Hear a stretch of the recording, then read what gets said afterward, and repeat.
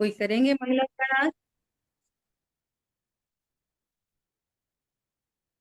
शांति भाई मंगलाचरण करेंगे? हैं अभी? शांति भाई नहीं दिख रहे अभी। चलिए कोकिला प्रदीप भाई। कोकिला बहन आप करेंगे? प्रदीप भाई, अनिला बहन, कोई भी। दीदी मैं कर लेता हूँ। हम्म। एवं जीवम दवम चिणवरवसहेण जैणिदिक्खं देविन्दविन्दवन्दं वन्दे तं सौवदा शिरसा। बहुत अच्छा। द्रव्य संग्रह जी ग्रंथ अपन गाथा नंबर 22 पर स्वाध्याय कर रहे हैं। बृहद द्रव्य संग्रह ग्रंथ चल रहा है क्लास में। और अब तक 6 द्रव्यों की चर्चा हो गई। काल अणु की चर्चा चल रही है 6 द्रव्य के अंदर। अब काल अणु की यहाँ पर चर्चा चल रही है ना।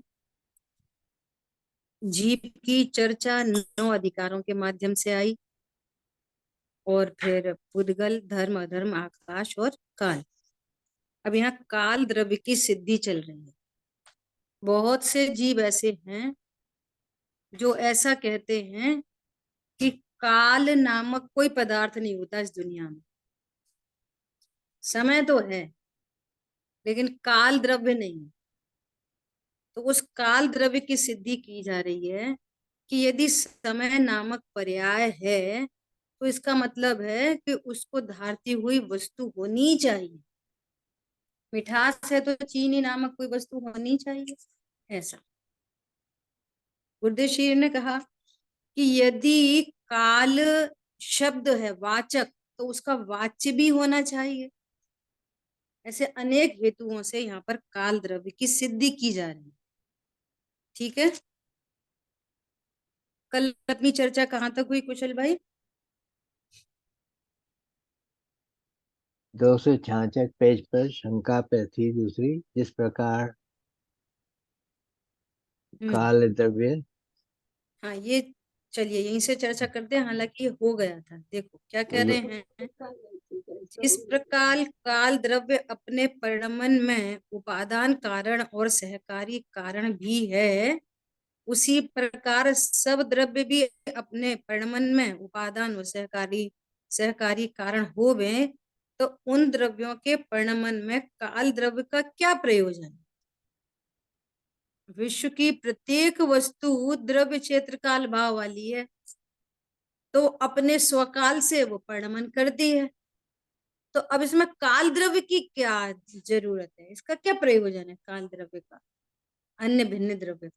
ऐसा कह रहे हैं। तो बहुत गजब की चर्चा आई है। कह रहे हैं ऐसा नहीं है। यदि अपने से भिन्न सहकारी कारण का प्रयोजन न हो तो सर्व द्रव्यों के सामान्य गति, स्थिति और अवगाहन के विषय में सहकारी कारणभूत धर्म, धर्म और आकाश द्रव्य का भी कोई प्रयोजन नहीं रहता। गमन में निमित्त धर्म द्रव्य, तो आप धर्म द्रव्य को स्वीकार करते हो।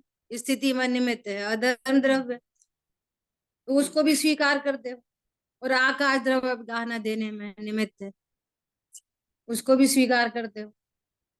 तो जैसे आप काल द्रव्य के लिए कह रहे हो कि काल द्रव्य का क्या प्रयोजन है, तो समाधान में कह रहे हैं कि तो फिर धर्म, धर्म, आकाश का भी क्या प्रयोजन है? उनको भी मत मानो। बात खत्म हो गई। किसी को नहीं मानो। तब ये कह रहे हैं उनका कोई प्रयोजन न रहे, तथा काल द्रव्य का घड़ी, दिवस आदि कार्य तो प्रत्यक्ष रूप से दिखाई पड़ते हैं। अभी आपसे पूछें कि आप इंदौर से कब आए, तो आप क्या बोलोगे? कल आए थे। तो कल किसको दर्शा रहा है? टाइम फैक्टर को। तो ये तो हाँ प्रत्यक्ष जी, भाषित हो रहा है। हाँ जी। अमाइन से ग्वालियर आने में कितना समय लगा?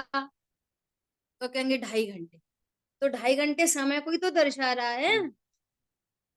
अच्छा, आकाश धर्म अधर्म का क्या क्या कुछ दिखाई दे रहा है प्रत्यक्ष? कुछ भी नहीं। ये तो फिर भी दिख रहा है। काल द्रव्य का परिणमन है ना, व्यवहार काल तो फिर भी समझ में आ रहा है, लेकिन धर्म अधर्म आकाश काल तो कुछ भी प्रत्यक्ष भाषित नहीं होता। उसको तो हम आगम से ही मानते हैं। ऐसा यहाँ पर कह रहे हैं। क्या कह रहे हैं? कि दिवस आदि कार्य तो प्रत्यक्ष रूप से दिखाई पड़ता है, परंतु धर्म आदि द्रव्यों का तो आगम कथन ही है। प्रत्यक्ष रूप से उनका तो कोई कार्य दिखाई नहीं देता।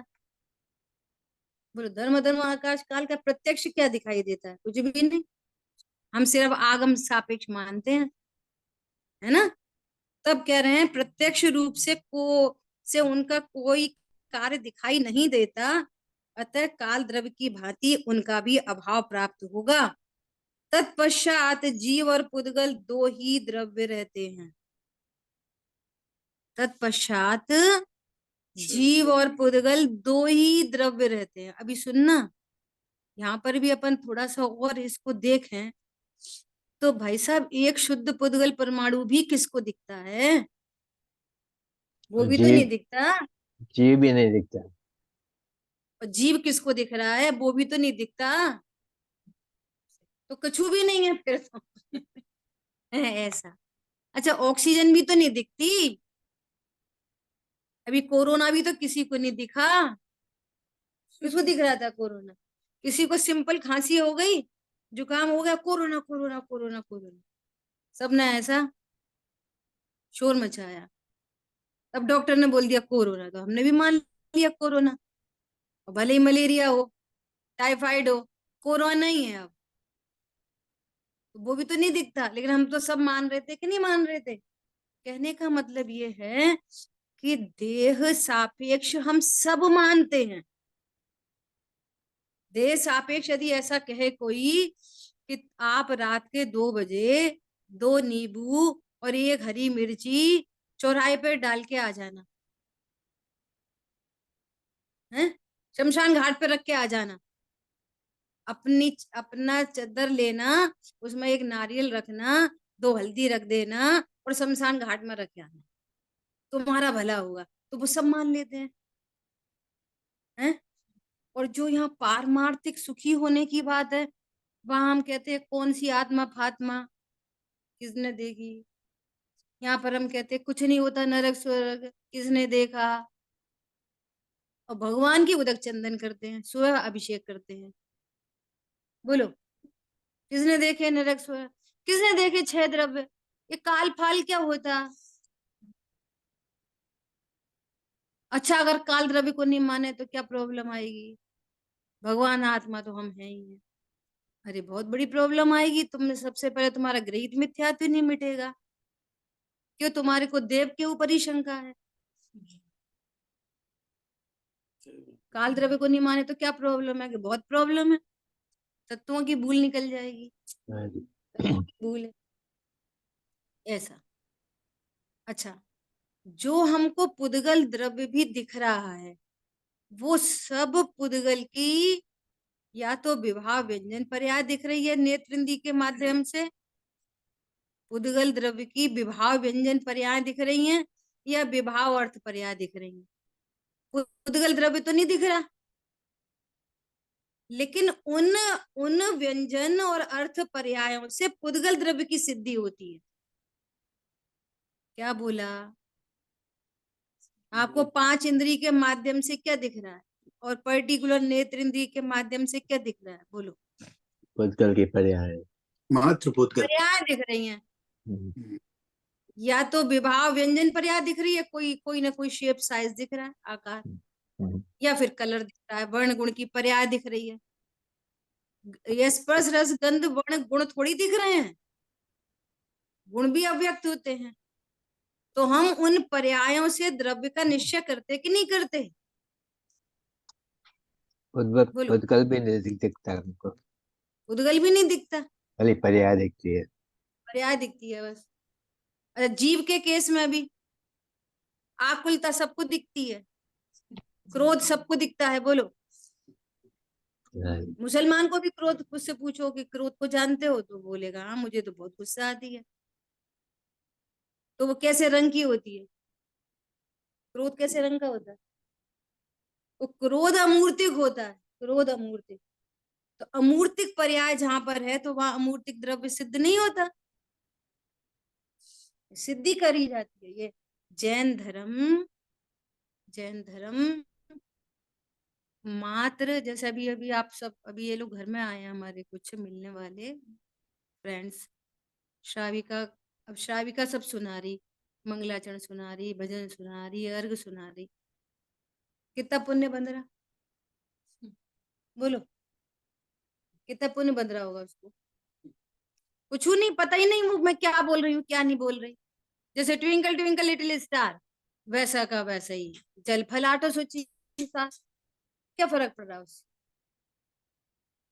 तो ये धर्म नहीं है, ये जैन धर्म नहीं है। ये उस छोटी बच्ची को देख के सब प्रसन्न हो जाते, खुश होते, अरे इसको कितना आता है, कितना आता है, कितना आता, मतलब एनालिसिस करनी आती है तो जैन धर्म में कुछ आता है।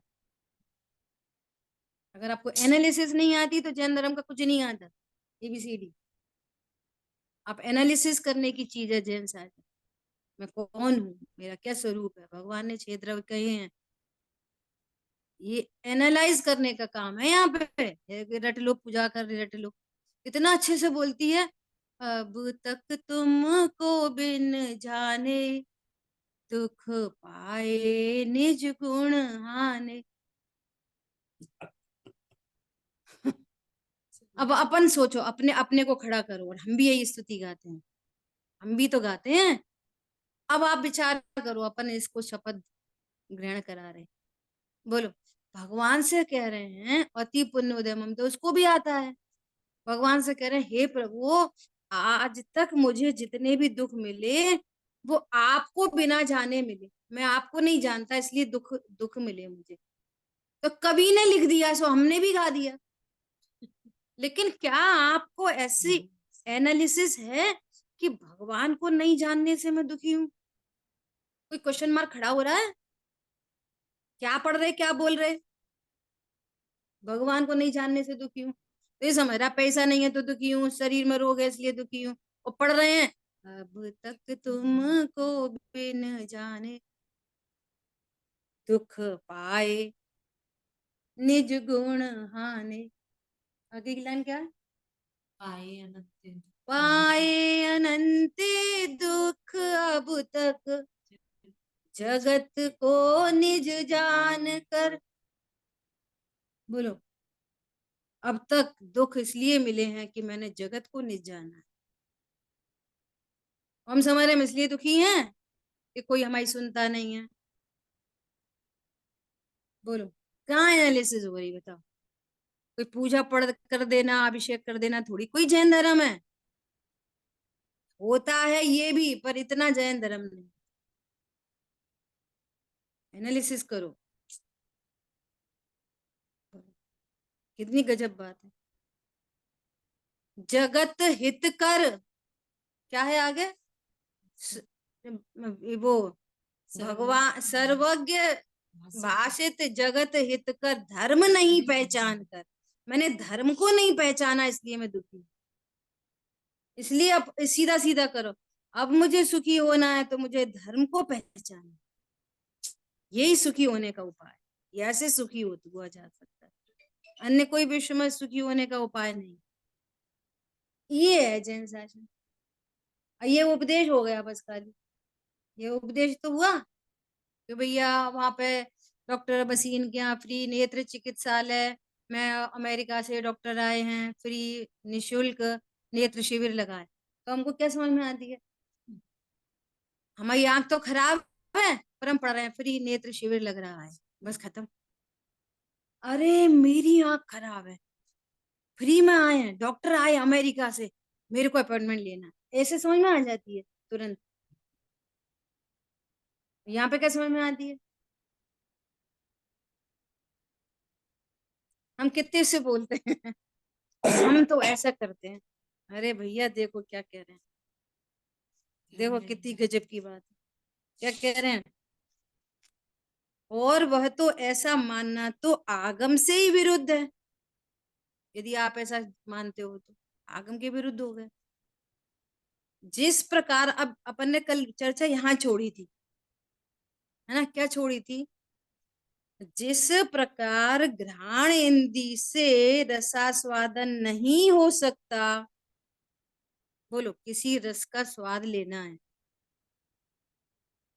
तो जानने वाला तो ज्ञान है, इंद्री तो जानती नहीं है, तो भी निमित्त है। तो भी इंद्रियों की कैसी पर्टिकुलर निमित्तता है। रस के स्वाद के लिए घ्राण इंद्री नहीं चाहिए, रसना इंद्री से स्वाद लिया जा सकता है। इसी प्रकार सिद्धि हुई धर्म अधर्म की कि धर्मास्ति काय और अधर्मास्ति काय, दो द्रव्य क्यों मानते हो? एक ही द्रव्य से काम चला लो। तो गति में निमित्त तो धर्म द्रव्य है और स्थिति में निमित्त अधर्म द्रव्य है। वो धर्म द्रव्य ही स्थिति का काम नहीं करेगा।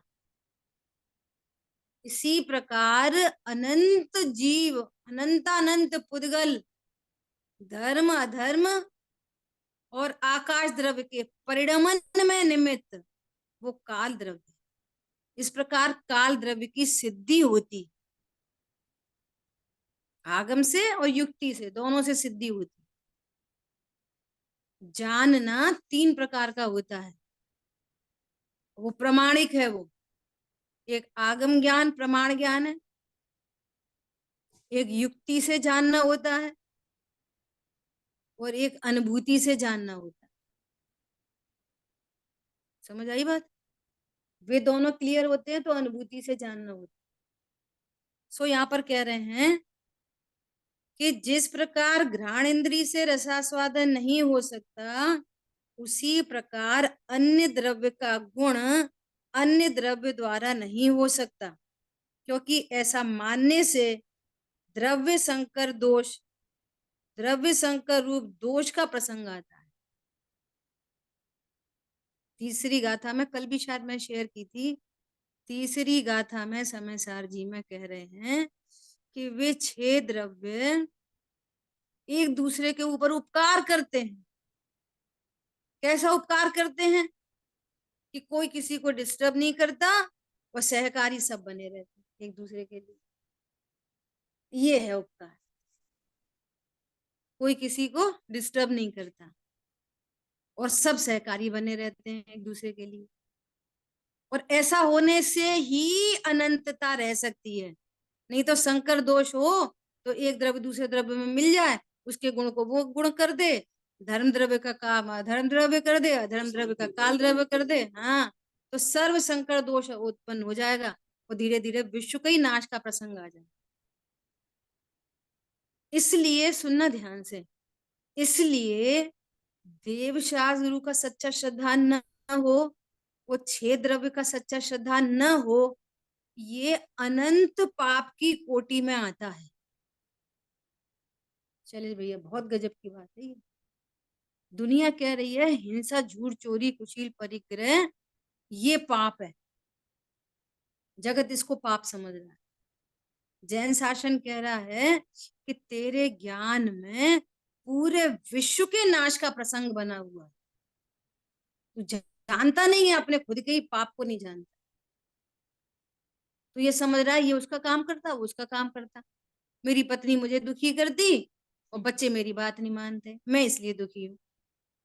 तो ये संकर दोष चल रहा है, ये अनंत अनंतों के प्रति एक का संकर दोष, अनंत के नाश के प्रसंग का मैटर तेरे ज्ञान में चल रहा है, इसलिए तू अनंत पापी है। और ये ऐसा गुप्त पाप है जो बाहर से नहीं दिखता। बोलो, भगवान की पूजा चल रही है, अनंत पापी मानेगा कोई विश्व में? दया का परिणाम चल रहा है, वो उसने 1 लाख रुपए दान दिए, 50 लाख रुपए की प्याऊ लगा दी, आप पानी पिला रहे, रोटी बंटवा रहे, वो कंबल दे रहे, अनंत पापी। कौन बोलेगा दुनिया में? बोलो। एक बात। दूसरी बात, अपनी अनंत गुण संपन्न भगवान आत्मा को नहीं स्वीकार करता, ये अनंत पाप। अनंत मतलब अनंतता क्यों आ रही है इस पाप के अंदर, अनंतता क्यों आ रही है, उसका हेतु दे रहे हैं। और अनंत पर पदार्थों के प्रति इष्ट अनिष्ट राग द्वेष की कल्पना, ये अनंत पाप। व्यक्त होता है थोड़ा सा और अभिप्राय में रहता है अनंत। एक समय में कुछ व्यक्त होता है जरा सा, लेकिन अभिप्राय में कितना रहता है, अनंतों के प्रति द्वेष, अनंतों के प्रति राग। वो हिंसा झूठ चोरी कुशील परिग्रह तो बहुत छोटे पाप हैं, और ये अनंत पाप है। क्या देवशास्त्र गुरु का श्रद्धान न होना, वो 6 द्रव्यों का बराबर श्रद्धान नहीं होने से तुमको विश्व के नाश के प्रसंग का अनंत पाप लगता है। बोलो, कोई कहता है जितने काल में आकाश के एक प्रदेश से दूसरे प्रदेश में परमाणु गमन करता है, उतने काल को समय कहते हो। इस प्रकार आगम में कहा है। तो एक समय में 14 राजू गमन करता हुआ परमाणु जितने प्रदेशों को पार करता है, उतना समय होना चाहिए। बोलो, आगम में कहते हैं कि एक प्रदेश से दूसरे पर मंद गति से जाए, तो वो 14 राजू भी तो गमन करता है एक समय में। तो समय किसको कहना चाहिए, उसका समाधान करते हैं। परमाणु एक आकाश प्रदेश से अन्य, देखो मुझे यहाँ पर क्या क्या भाव ग्रहण हो रहा है कि आचार्यों ने कितनी इंटेलिजेंसी लगा के कैसे तो द्रव्यों की सिद्धि की है। आप सोचो कैसे सिद्धि की है, हम समझ रहे हैं। इसलिए गुरुदेव श्री कहते हैं कि धर्म कोई पोपा बाई नो राज न थी कि तुम थोड़ा सा दान दे दो, थोड़ी सी तीर्थ यात्रा कर लो, थोड़ी पूजा कर लो, रात में मत खाओ, जिमी कंद मत खाओ, हो गया धर्म, हो गया धर्म। सो कह रही है कोई पोपाबाई का राज नहीं है ये कोई।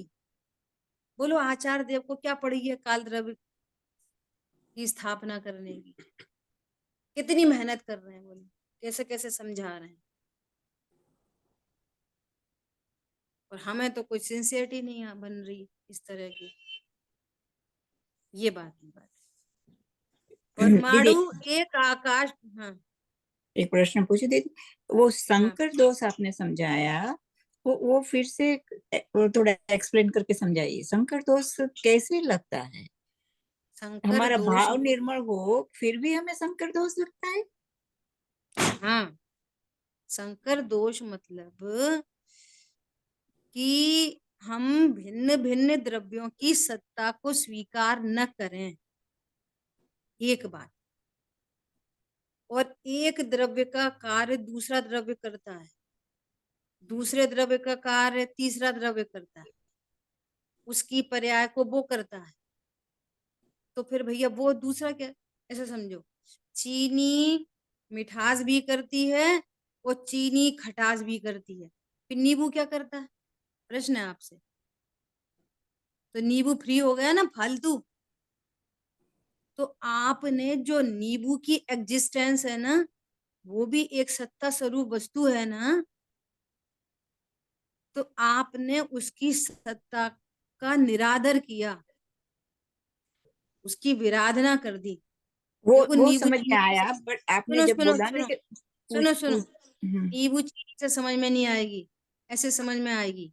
जैसे घर में 4 लोग हैं, किसी घर में 4 लोग हैं, है ना, और एक व्यक्ति दूसरे व्यक्ति की कुछ बात नहीं सुने उसकी, वो बोले कि मुझे ऐसा करना है। और ऐसा होता है घरों में, क्या होता है कि वो फादर ऐसा बोलते हैं, तुम क्या कर सकते हो, कुछ नहीं कर सकते, हमको बताना, हम समझाएंगे।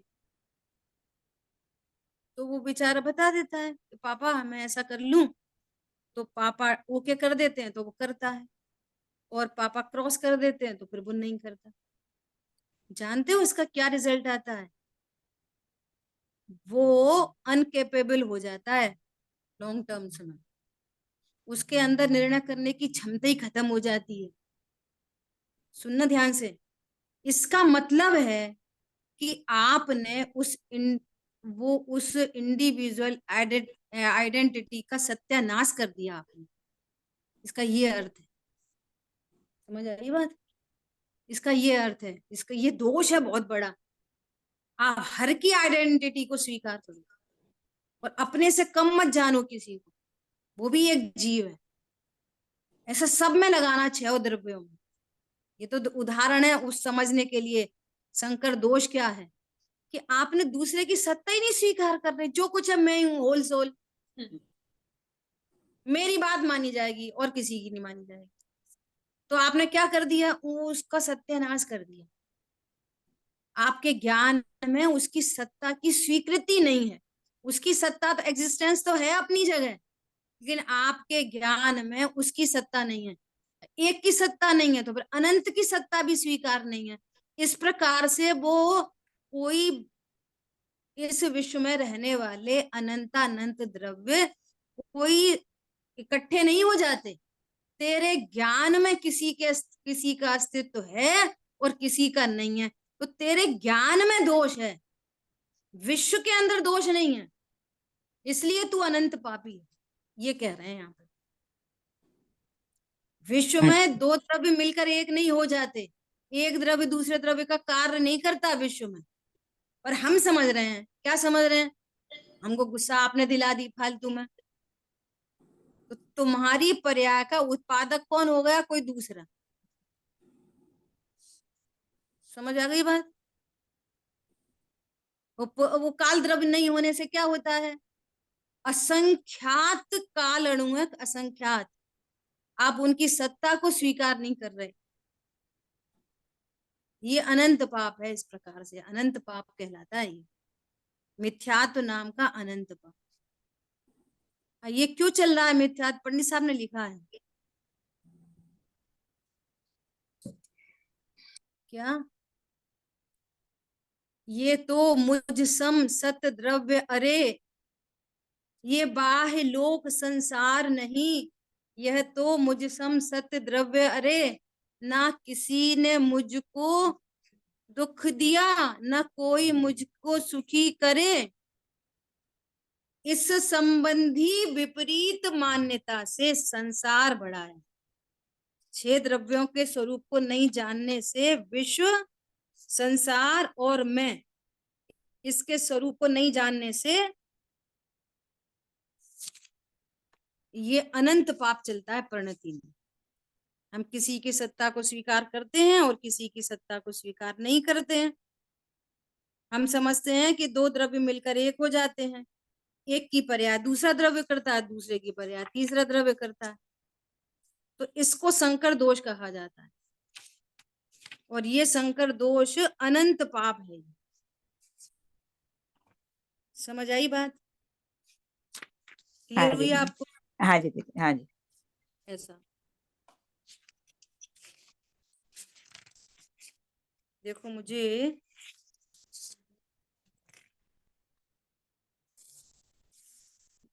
बहुत अच्छी लाइनें हैं उसमें, मेरे को निकालना है इसको इसमें से। देखो 12 भावना का पेज नंबर तो दिया है 240 पर दिख नहीं रही।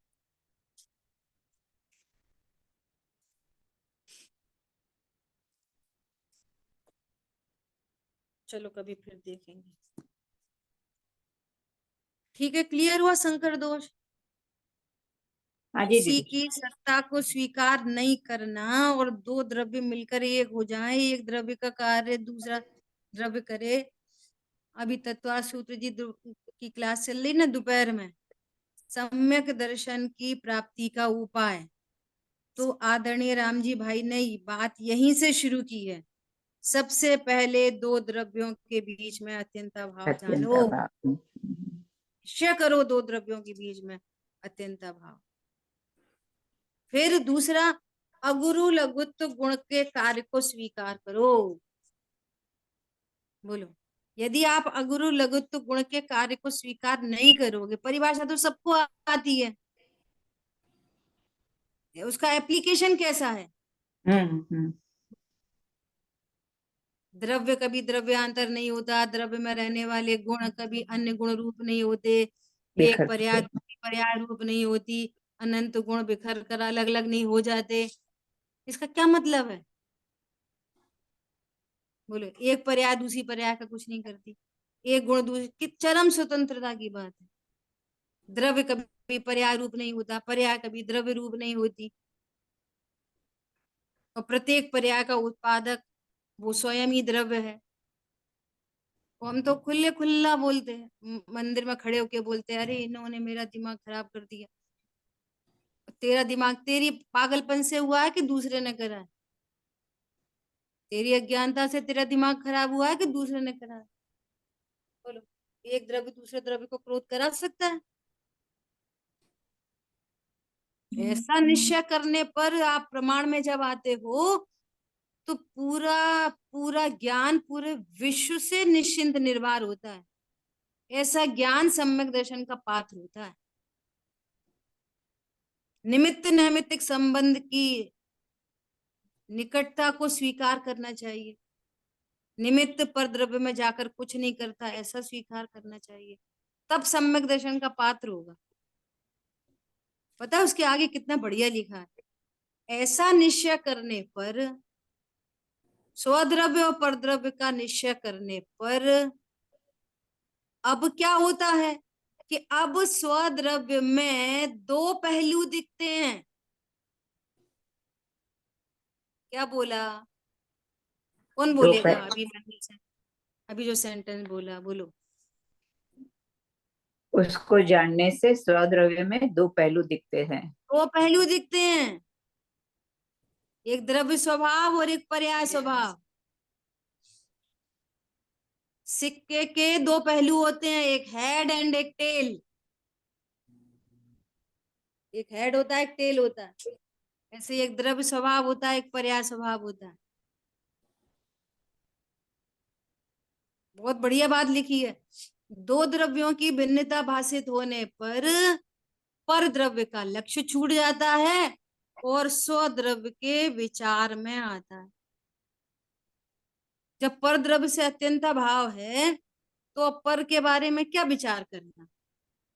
अच्छा, हमें नहीं बताइए आपने वो कब आ रहे हैं, तो तुम्हें क्या करना? पर लक्ष्य, पर का लक्ष्य होते से ही राग होता है।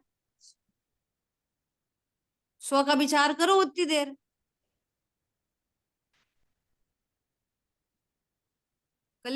कल या परसों दोपहर की क्लास में बोला था कि आजकल तो बहुत बढ़िया डिवाइस आपके हाथ में है, टाइम किलिंग डिवाइस।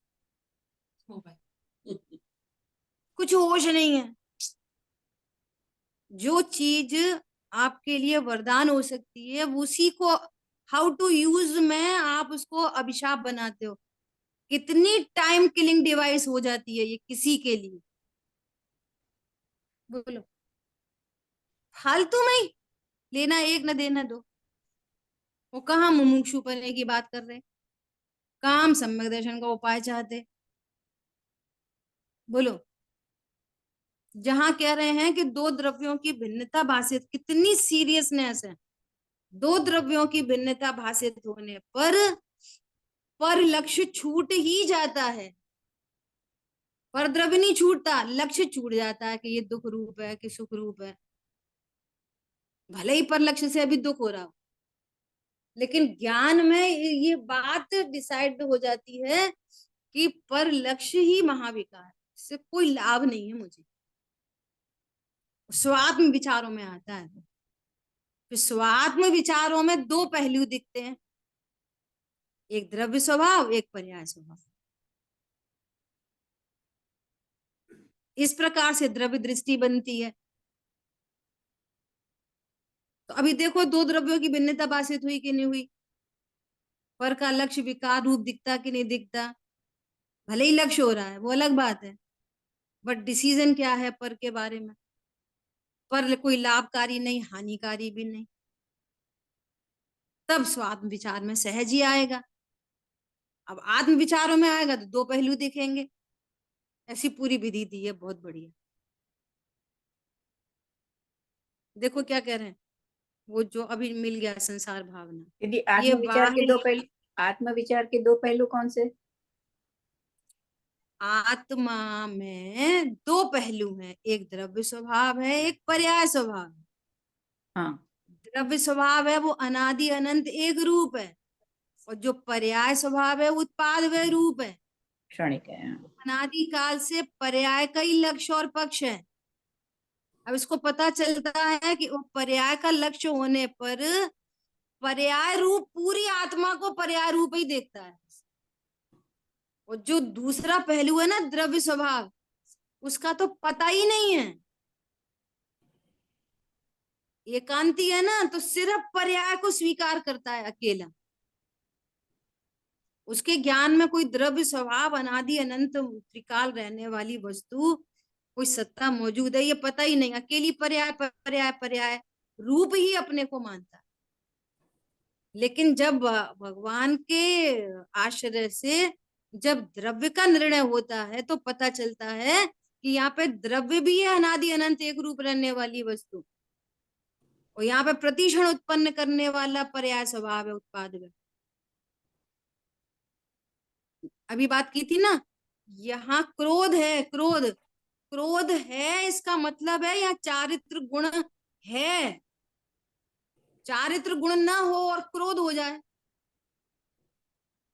और जहां चारित्र गुण है वहां अविनाभावी रूप से रहने वाले अनंत गुण है, थोड़े बहुत नहीं। और अनंत गुणों के समूह को द्रव्य कहते हैं। द्रव्य की सिद्धि होती है क्रोध से भी।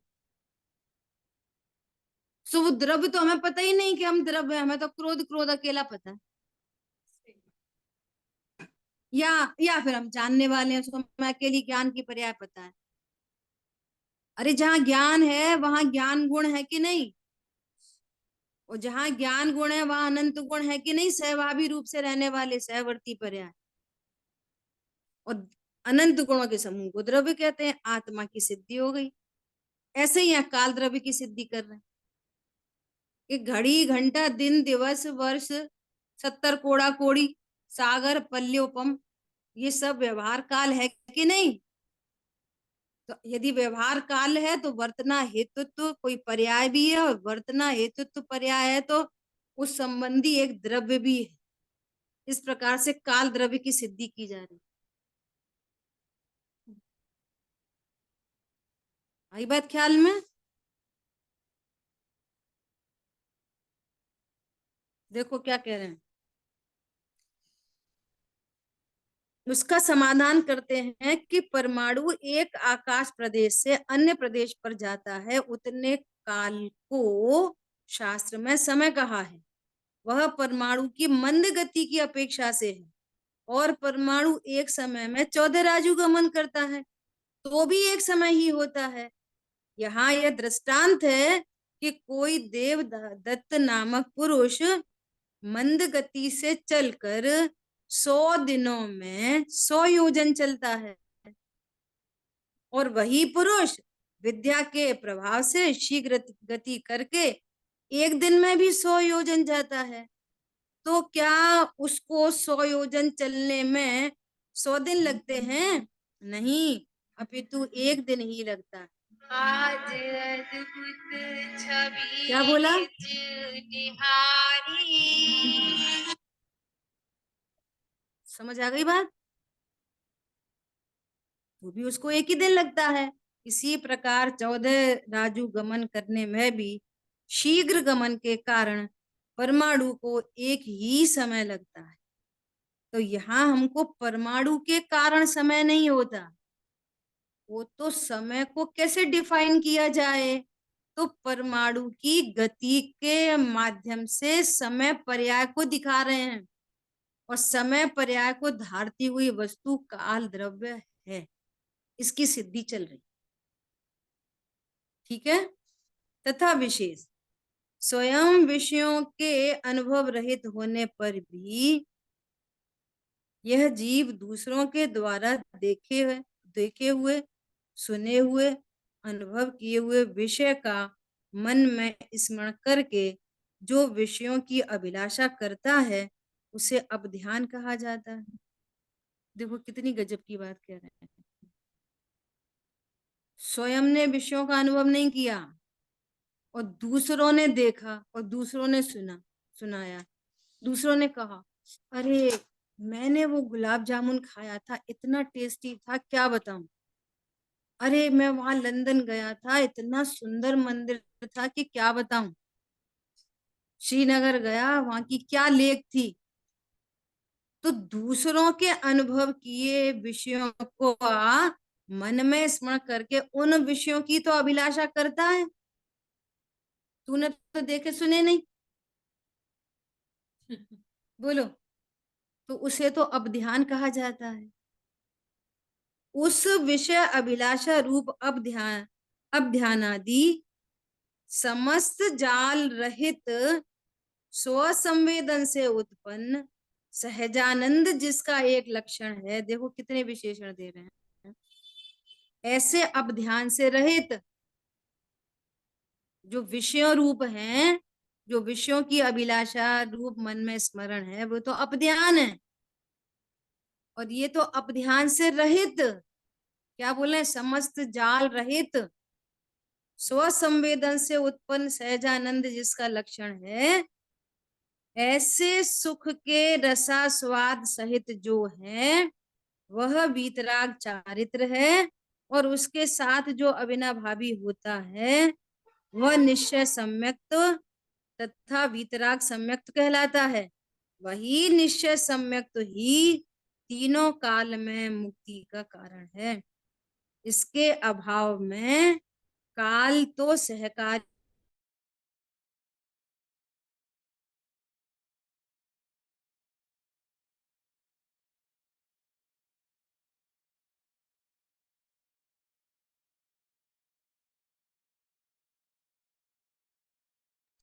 क्या हुआ कुशल जी?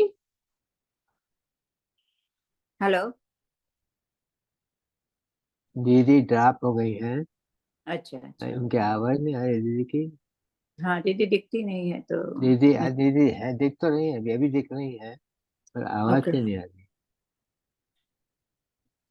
दीदी आपकी आवाज नहीं आ रही है, वीडियो भी नहीं है। हाँ वीडियो नहीं है। कनेक्टेड तो है दीदी। अच्छा।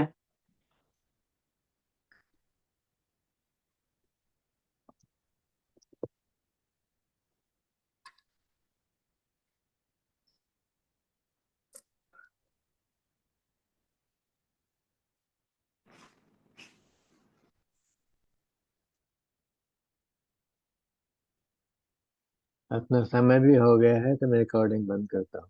हाँ ओके। कुछ टाइम भी अपना हो गया है और मेरी वो बैटरी यहाँ डिस्चार्ज हो गई पूरी। अच्छा ठीक जी। है, आगे करेंगे है ना। ठीक ठीक है दीदी।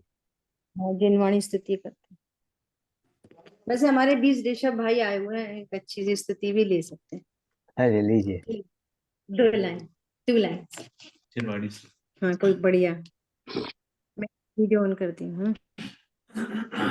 ऐसे ही।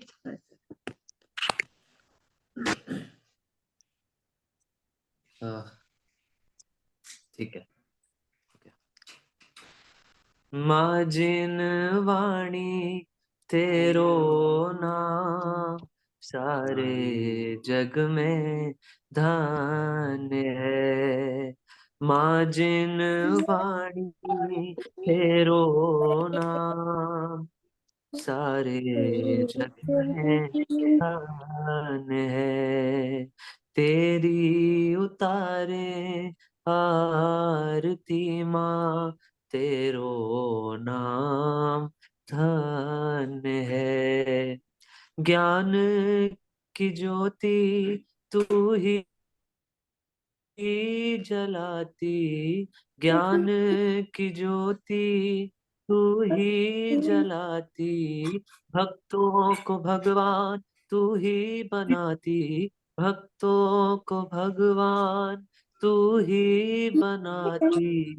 अमृत पिलाती मार्ग दिखाती, अमृत पिलाती मार्ग दिखाती, तेरो नाम धन्य है। माँ जिन वाणी तेरो